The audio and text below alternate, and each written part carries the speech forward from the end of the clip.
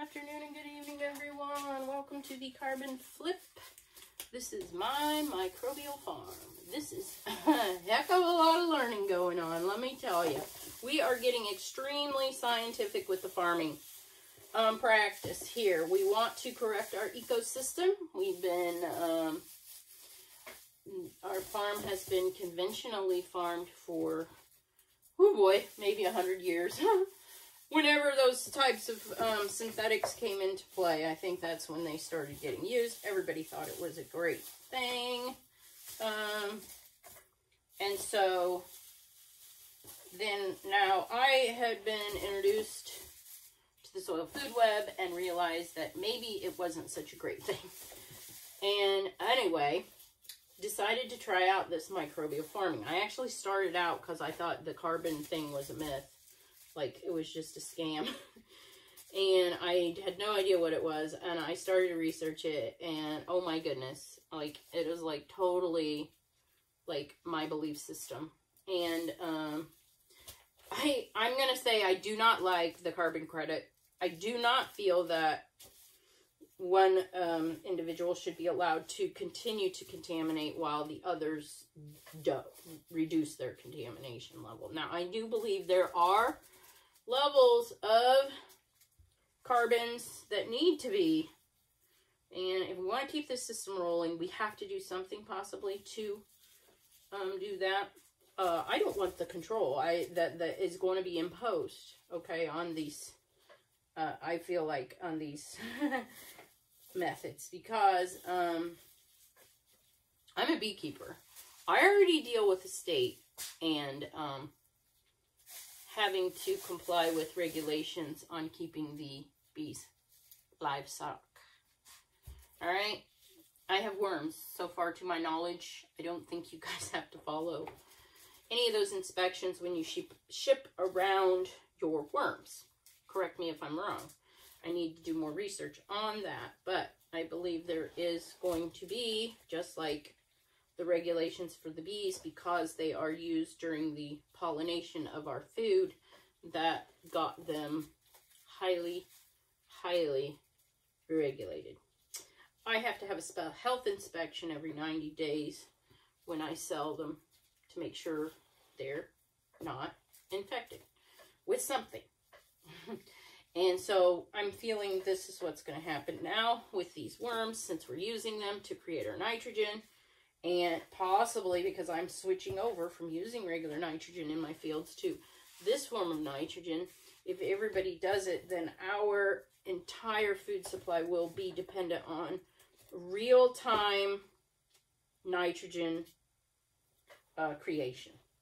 So we have our wool in here, and we're just going to flip it right back down to this next layer. It's in the middle layer. I would like to see it probably in the bottom layer in the future from now on.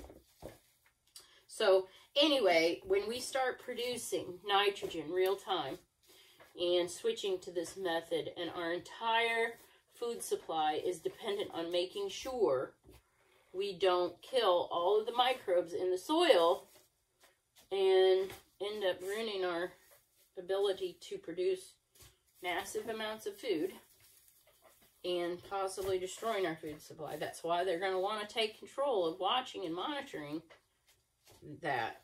Right now, they watch and monitor that nitrogen. They watch and monitor the pesticide use. They got to have a license for that. I know because I've had that license.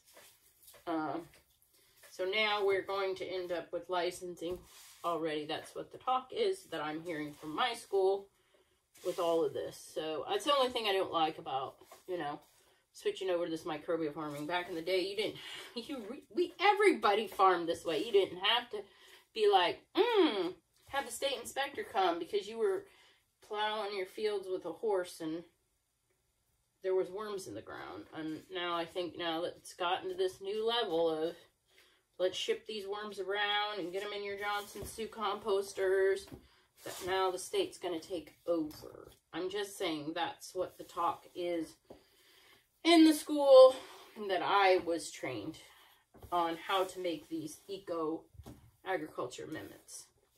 That's the part I don't like. So don't want anybody to think that this bin's a little more moist.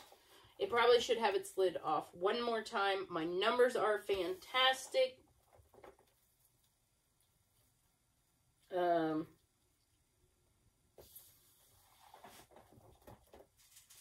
level. I keep wanting to say that I'm seeing a million cocoons, but they're these little orange tails. The little tips are sticking out of the soil. They're cute. Yes, I see some cocoons. They're darker, though. So we may have reproduction reduction in here. But you know what? I had to bring these bins up to levels that are so full to be able to see that. And because I have so many bins, this is why I tell you guys, you need to have several bins if you really want to nail this, the science and stuff down. Have a bunch of bins, because I have some bins over there that bin Tower 1, I mean, I feel like their population is as loaded as these, and they just had a massive amount of cocoons in there. Okay, you see this here? That's a potato skin. Like, what will eat that? Like lectin? I know it's going to be broken down, yes, but lectin, that is what they say is toxic to us to eat, so we should peel the potatoes, right? And all of our, you know, vegetables, foods, that lectin. And I noticed, like, wow, they don't eat it, do they? They know better, but we don't. I noticed the potatoes out in the field, you know, because they're from the nightshade family. Like, I don't have to put a fence around them. The deer, they don't even bother them.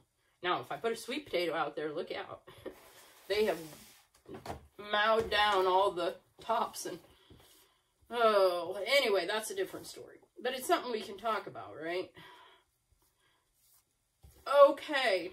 Lots of wisps. They're just going to go on into the next bin.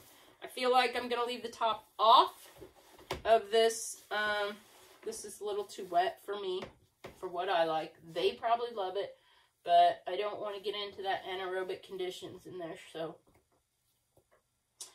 Okay. And, holy moly, there's just so many, though. Might as well just try to scoop some. I should probably just leave it because it's going to the next bin, right? I'm trying, you guys. I'm trying to whip through this fast. But anyway, only supposed to have to raise these and make these microbes maximum of 3 years, okay? And I can do that through my thermophilic composting. And hopefully this year I'm going to move these outside into big tanks, and we're really going to crank some amendments out. And apply in the fall again, hopefully. I don't think I'm going to get it done this spring. There's still so too much to do. I should try to start thinking about my brewer, my 600-gallon brewer, the big boy. Yes. Should start thinking about that. I'm brewing now in 5-gallon tanks just to watch my microbial population and what happens to it when I add a stimulant of whatever type and monitor. And I need to get going on a lot more of those brews to monitor a lot more at one time. But oh my gosh, my brain doesn't want to think this deep. I'm working these worms right now. Like, I'm almost feeling like brews should be next year. Let's just get the compost under control first and make sure it's biocomplete. Make sure our numbers are high enough to achieve good things out in the field. This is why I'm trying to warn you guys to get started now. I mean, get started somewhere. I started with, you know, starting those nematodes my first year. I ordered them, and I got them applied on the fields, my hay fields, where I'm not using the chemical fertilizers. And then started my first compost pile, trying to keep the you know. But let me tell you, that, maybe they have them out, but order one of those. It's a spreadsheet. It's a composting type of a spreadsheet. I'm sure they have them, probably an app for composting that stuff, but I struggled so much with my composting because I couldn't figure out that ratios. 30, 10, 60, you know, I'm like, I don't know, you know, how to get that going. Anyway, anyway, this little spreadsheet thing told me exactly how much to add. And the part I love the most was that it's in batches. So, you know, you could do it in batches instead of the full, complete, total, you know, pile. I like to have it, you know, they call it homogeneous, or, you know, totally really good mix. So I thought that spreadsheet was fantastic. You'll need one of those, I suppose. And then that's what we're doing with the thermophilic piles, so that we do come up with more than just what these worms can do. Because these worms kind of take a long time to do it too. Till you get to massive numbers, which where I hope to be. And so I started out with 1 pound, and then now I've multiplied them up to quite a few. It was like 35 bucks. Oh my goodness, I don't know what it would cost if you guys wanted to have this many worms. And get going right away. Oh boy. You may just want to buy the bugs in a jug.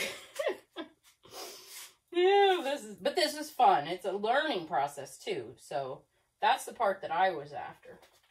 I'm going to change this to a medium moisture bead and a forager bead. So that's the fun part. You learn, and I'm telling you, how are you going to learn if you don't get in there and get it and do it? That's how I learn anyway. I think that's probably how everybody learns. They just don't want to. We'll get into that other stuff that I'm going to be doing in the next video. I don't want to get these videos going too long, but things to think about in the future if you want to switch over to this microbial farming and just have no clue where to start. This is where we're starting, with the earthworm.